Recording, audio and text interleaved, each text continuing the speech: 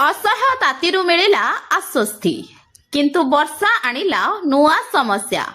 भुवनेश्वर रे आज हठात बदली गला पागर मिजाज। दिन सारा असह्य गरम रे सिजुथिबा राजधानीवासी को प्रबल वर्षा और कुआ पथर माड़ किछिटा आश्वस्ति देछि।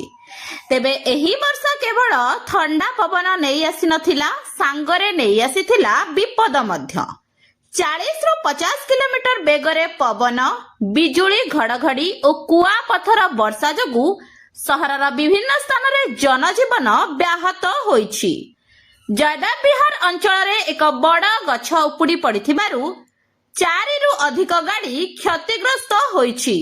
प्रबल वर्षा जोगु अनेक रास्ता रे जल जमिथिबा बेले ट्रैफिक समस्या देखा देछि एवं गमनागमन मध्य प्रभावित होइछि।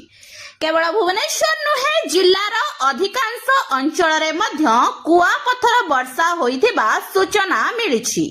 एबे भी आकाश रे कला बादल छाई रहिथिबारु पुणी वर्षा हेबार आशंका रहिछि।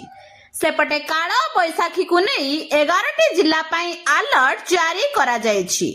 प्रश्न हेउछि एही वर्षा ग्रीष्म प्रकोपरु स्थायी मुक्ति देबो कि ना आगकू आहुरी बढ़िबो काल बैसाखी।